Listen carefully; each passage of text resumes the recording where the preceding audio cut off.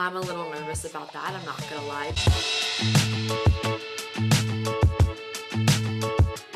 Hello, welcome back to my channel, and it's by Mandy. My name is Amanda, and today we have podcast episode number 12. Today I have one finished object to share with you, an almost there whip, and I want to talk about my spring dressmaking plans. April really marked the start of a new season to me and a different kind of pace of life. Work got very busy. I wasn't doing a whole lot in the beginning of the year, and then things have really picked up and will continue to be busy kind of through June. So I haven't had as much time as I'd like to either sit down and make videos or knit, but everything's kind of a wave and you just kind of have to let them ride because you can't do everything at once. I did finish my Harlow sweater and got some work done rehabbing an old project that I want to share with you all today. Let's get started by talking about what I'm wearing, which is my finished object. This is the Harlow sweater V-neck edition by caidree. I knit this in Primrose Yarn Co. Roan DK in the colorway Fossil on 4.5 millimeter needles. I knit this in the size 3. I made a whole vlog taking you through my process of making this sweater, and this was the first sweater that I ever made with hand-dyed yarn. So most of that vlog goes through the trials and tribulations of making sure that the colors looked okay and that the yarn wasn't pulling in any weird way. Overall, I'm really happy with the finished object. I was worried when I was binding off, it was about 80 degrees here, and I was worried I wasn't going to be able to wear it at all, but I have been able to get some wear out of it. It's a little warm today to wear it, but we did have some kind of cooler, like actual spring weather here, and it was really nice to kind of take this out on a few test runs and to kind of see how the shape changed through wearing. The yarn is a 60% superwash merino and a 40% non-treated merino wool, and it's very different than anything I've ever worked with before.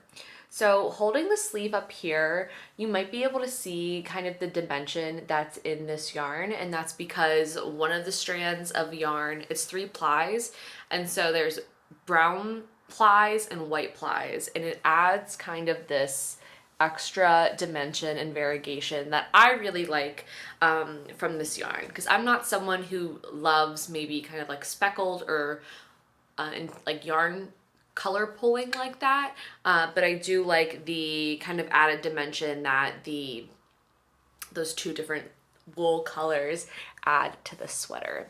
The pattern was super easy to follow, and it is just a drop shoulder design with a v-neck and 2x2 ribbing on the cuff and a split hem. So I'll stand up here. You can see I basically knit everything to the specified length. I think the sleeves were the specified length, and they ended up being a little long, but honestly I'm a cuffer. I like to cuff my sleeves, so I'll just wear them like this, no problem. I'm gonna move this is gonna bother me.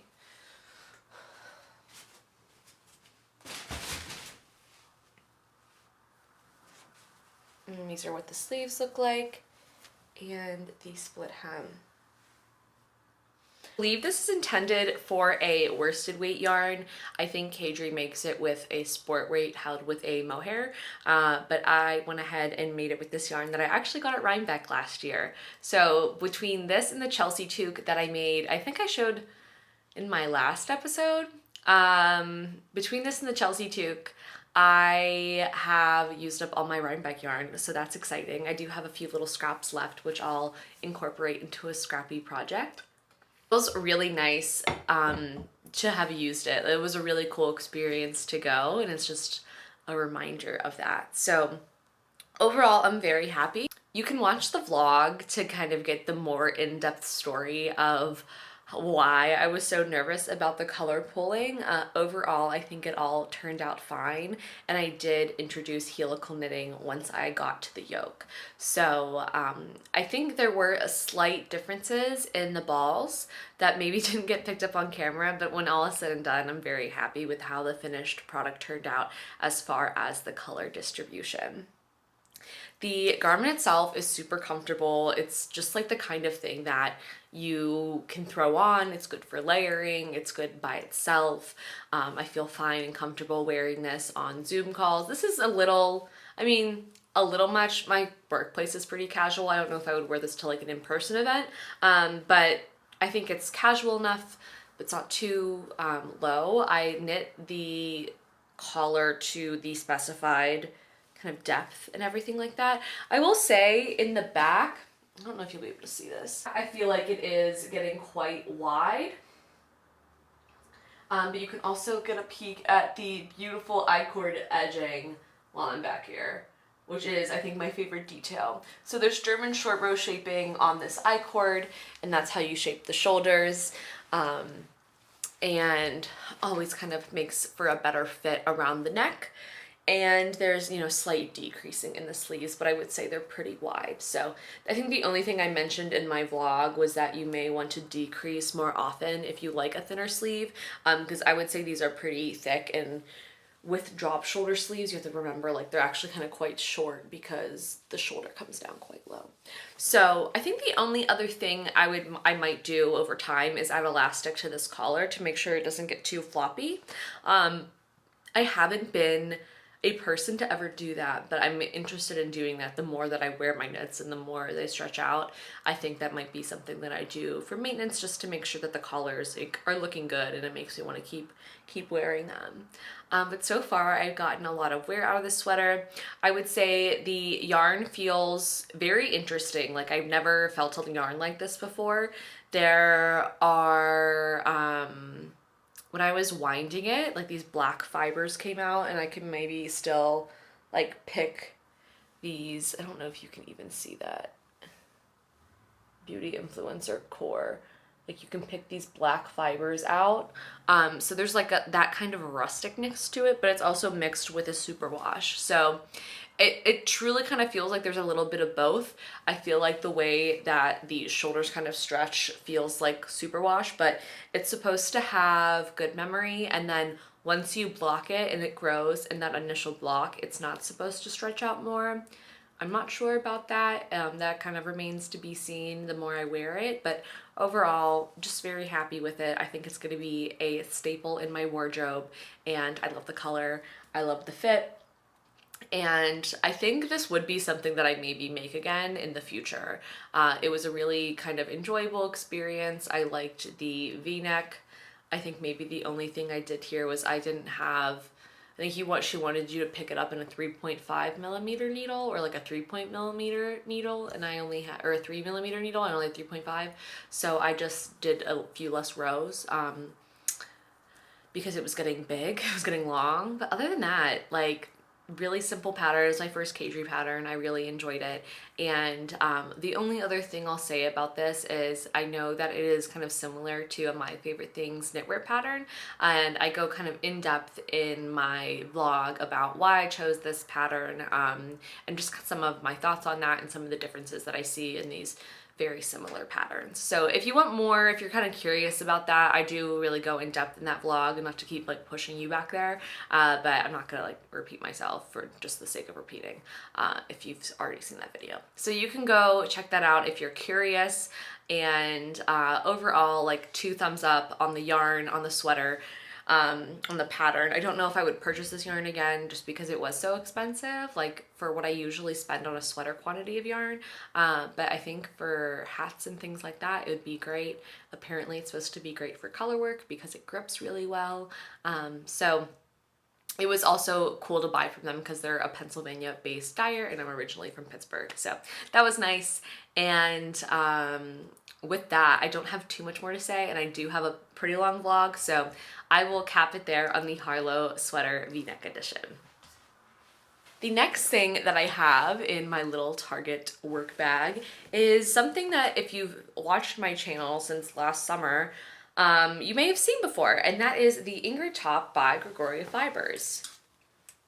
Here's what it looks like. I'm actually in the middle of binding off the hem, so maybe I'll do a few rounds while I talk to you.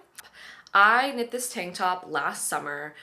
Last summer I had COVID, which resulted then in long COVID, and I really feel like everything I made back when I wasn't feeling healthy I just like made in a fog.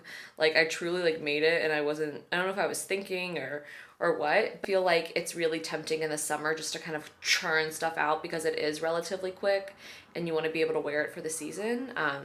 So what happened was I made this tank top, and I didn't do a gauge watch. So first of all, that's on me. Second of all, what else? Didn't do a gauge swatch, and I also think the sizing on this tank top was a little weird. But basically, I think I picked one the wrong size and my gauge was off, and I ended up with this tank top with really, really wide armholes that came down really low, and the overall body of this tank top was quite short. And I'll show you what it looks like here. Let me just finish this really quickly.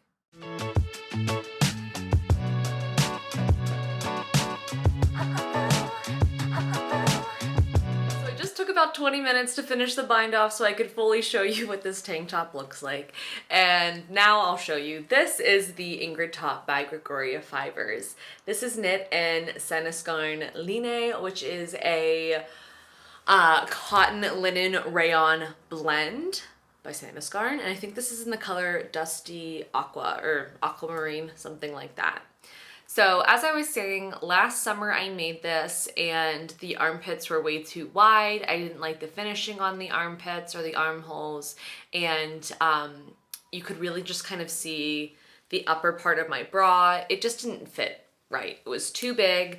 It's really supposed to be knit with, I think, 0 to like 0 ease, and mine had lots of ease. So I went back and I decided, hey, you know, I like this pattern. I like the look of the tank top. It just doesn't fit me right.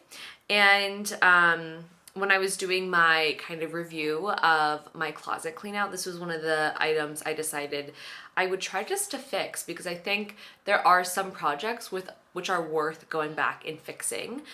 This yarn is really nice, and it is a little more expensive for a summer yarn, so I decided to go back and edit it. So what I did is it's knit top down, so the shoulders are already seamed together.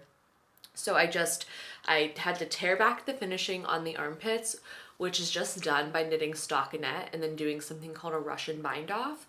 And I hated how it looked. It was like droopy. It didn't really kind of cinch in the armpit at all. And I think the pattern also recommends picking up too many stitches, in my opinion. And that was something that I could do. People said, well, why don't you just try to take it back and pick up less stitches? But that wouldn't have necessarily fixed. Like, I had a bunch of extra fabric on the side that I wanted close to my body, and it wasn't going to make the garment smaller. So that's one thing that you could try to do to fix the shape of the armpit, is of course pick up less stitches when you're doing the finishing, but I knew that wasn't going to fix everything. It would have fixed maybe the droopiness of the finish, but not the overall fit of the garment in the way that I wanted. And then I basically just tore back the body, and then I ripped back a few rows on each side, and then I rejoined in the round and just reknit the body all together. This is knit in little eyelets. The one note that I will say after having more experience making eyelets is, in this pattern, she instructs you to make them by yarning over and then knitting 2 together. And as you can see, you have to do that on purl bump rows, so these are sandwiched with purl bumps, so then you have to like knit 2 purl stitches together, and for some reason it is absurdly hard. So I would recommend SSK slip knit your eyelets instead of knit 2 together. It'll make the same exact effect. That's how petite knit makes you do it on the Ingrid sweater. It's just kind of like different ways to do the same effect, but it's just a little bit easier.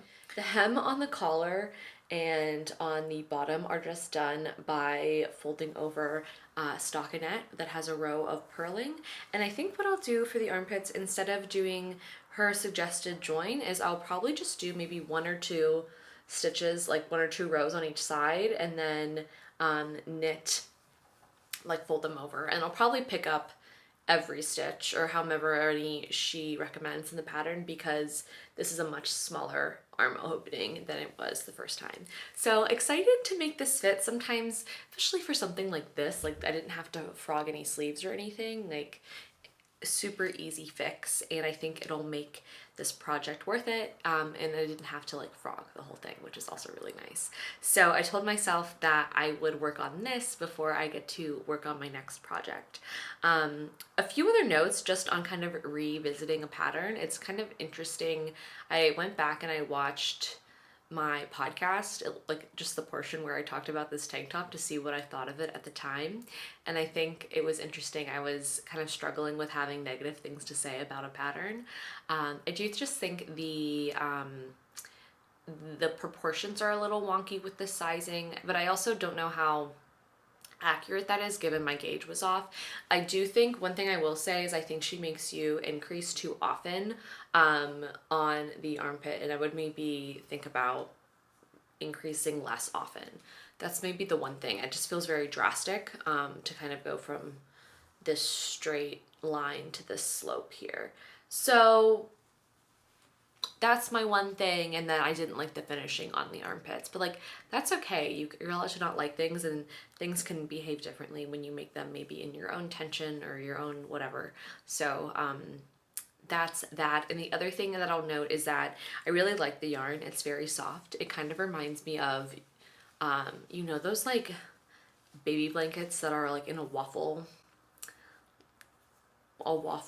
like texture. It kind of feels like that. It's a very nice soothing fabric. I think it'll be just a little heavy for the summer, but it has holes in it, so I'm not too worried. It is splitty, but I do just think that a lot of summer yarns, they're just not plied together as tight. So I remembered that when I was making it, but it is just so soft. So overall liked it, would maybe use it again, but it is, I think it's like a worsted weight, and you knit it with 3.5mm needles. The last thing that I had to do was I think I broke my 3.5 interchangeables, but I had a short set, and so I had to knit this. Like my short set fits on my regular cables, so I had to put those on, and it was just a little tricky. But overall, I'm very happy, and I'm just gonna hopefully finish up the armpits today and hopefully this weekend, that I'll have this ready now for summer weather to wear. So it's not a new item in my closet, but I think it will have a new life, a new breath, and I'm very happy about it so far. It has a much tighter to the body fit. So that is the Ingrid top by Gregoria Fibers. The last thing that I wanted to talk about was I've been talking a lot about making a knit dress this spring, summer, and I finally decided on a pattern and the fiber I'm going to use. I've acquired that fiber, and let's talk about it. Let's talk about the pattern first, and then I'll talk about the yarn that I decided to use. So I decided to do the Melodies. Okay. Melodies? That doesn't sound right. Melodies. I'm gonna call it the Melodist. The Melodist dress? We'll call it Melodist. I think that is the best way that I could pronounce it in my American accent. So this is the Melodist dress by Vert Knit. It's a very structural pattern that can be worn frontwards or backwards. Frontwards either with a V-neck and buttons down the center, or backwards with a square neck. I don't know, either, I guess neither of them are backwards, right? But I thought about knitting the Cumulus top by Petite Knit, but just kind of knitting it as a long tube. That was an idea that preoccupied my mind for a while, and I think I've been talking about this since like March, maybe April, early April, and I've been mulling it over, really thinking about what I would wear often. And I realized that I really like being able to A, either hide my bra straps, or B, not wear a bra.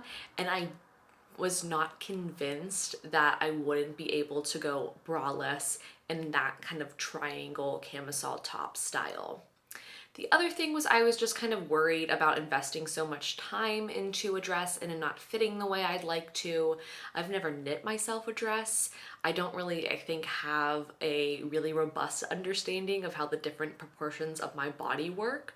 And so I saw that vert knit. She also had just put out a testing call for extended sizes for her pattern, and I said, let's do it, let's pull the trigger.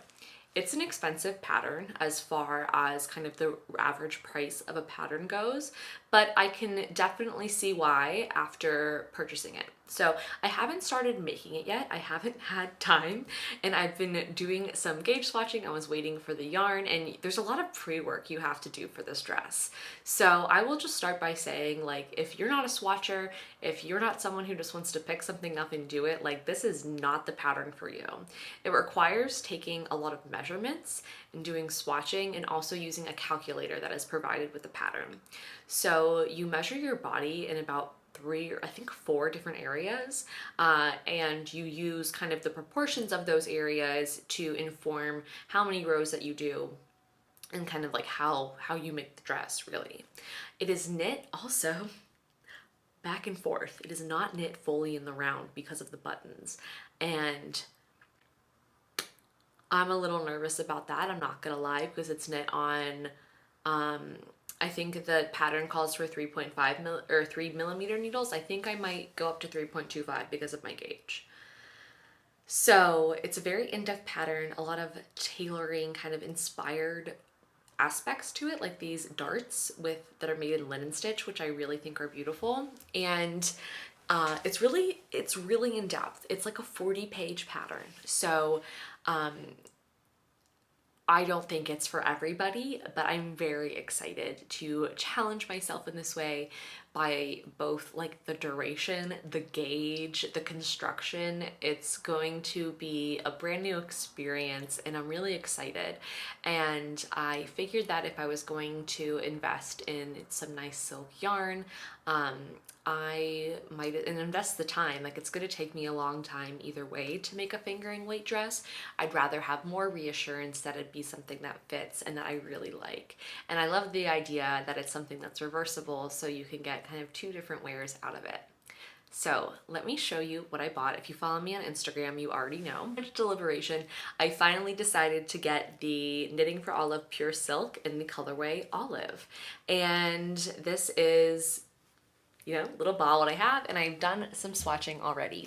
So I have 2 swatches, like I said. This is, I mean, they're very similar. I don't think you'll be able to really see a big difference. The one in this hand is on the 3 millimeters, and this is the 3.25 millimeter needles. And I am, you know, I'm happy with how it feels so far, and I'm very excited. She even says that, like, she accommodates for making enough swatches in the yarn calculator that you use in the pattern. The other thing that she accommodates for in the pattern is one, of course, like how this garment will grow once blocked, but then also how it will grow once worn, because the weight of the dress will kind of hold it down, carry it down. I think if you ever had a heavy knit project, you can understand the phenomenon of something like the weight of the dress or the garment, you know, dragging it down. So that's also something that is accommodated for and thought of in the pattern. It's a super thoughtful pattern. I'm so excited that the sizes are being extended, and they also, like, she also has a counterpart to the dress that's just a top, if you just like the top as well. So I would maybe I would like to finish up my Ingrid top. I wanted to kind of get one summer thing under the belt before casting this on, because I think what I'll do is I'll be kind of more consistently like a non-monogamous knitter than I usually am while I make this project, because I imagine my hands and my brain is going to need a break. So I have a lot of DK yarns that I want to make tank tops this summer. So I'll kind of like go in and out of knitting maybe like a DK tank top for a week or 2, and then coming back to this. Ultimately, I'm going to Italy in September. I would love to have it for then, but it's quite possible I don't have this finished like before September. So we'll see how long it takes. I can kind of throw myself into a project, so who knows? This will kind of be my big magnum opus for the year, and I'm really excited to make it. So I just want to like kind of double check my measurements and my gauge, and then I'm going to cast it on. I'm really excited about my summer plans. I think, as I was saying earlier, last summer, I was just not doing well. I was not in a good place physically, and like my physical health wise. And so excited to be able to put more energy and thought in like physical energy and thought into my pieces, where I felt like I was kind of in a phase, not in a phase, in like a, what am I thinking of? You know what I'm thinking. Not a fog. I was in a fog. So excited just to kind of be more present through this making process and work on some things that I'll hopefully get a lot aware of. I've already kind of feeling that feeling of like, I don't like what I have to wear around this season. So excited to add some other things to the pile. So with that, last part of the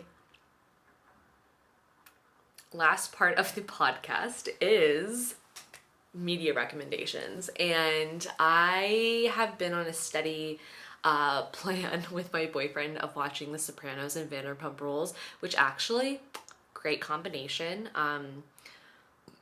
But those are kind of taking a while to work through. But the other thing that we started watching, we also watched Ted Lasso and Abbott Elementary, which I think are great. I think I've talked about in the media recs. But there's this show called Jury Duty on Amazon Freebie, and it's a kind of Truman Show-esque show. It's Truman Show-esque in that it's with James Marsden, and there is a fake documentary being filmed about someone going through the process of being on a jury. What that person doesn't know is that everyone else is an actor.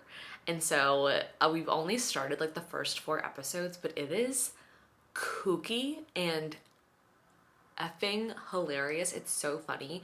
I've had a few stressful days at work this week, so afterwards me and my boyfriend watched it and I like audibly laughed. It was fantastic. Really good stuff. I would recommend it. And yeah, it's great. We're in the golden age of television. So that's one television show I would recommend. The other thing that I'd recommend, which I was pleasantly surprised with, was John Mulaney's new special. He was, really kind of in the zeitgeist after his divorce and subsequent like getting together with Olivia Munn. But I think it honestly, it made me more sympathetic towards him, and it was really good. I laughed really hard, and it was a really honest look, I think, at his journey through getting sober in rehab, but at the same time, very hilarious. So I would recommend those 2 things if you want a good laugh. I'm always looking for a good laugh. Any other media that I've seen, I haven't read too many good books recently. We read for my book club, historical fiction, we read All the Light We Cannot See. That was my boyfriend's recommendation. It was a really good book. It's about 2 teenagers growing up during World War II. One's in Germany, one's in France. I'm sure you could imagine. I won't tell more. It's an older book, but it was pretty good. I liked it.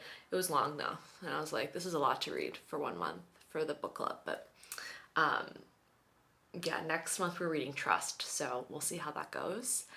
And what else? Yeah, I think that's really what's been occupying my mind. And I did film a knit and chat. I haven't posted it yet, where I talked a lot about reality television. So I might refilm that, or I might just post what I have. We'll see. I just wasn't feeling like super chatty when I sat down to film that, which why would you do that?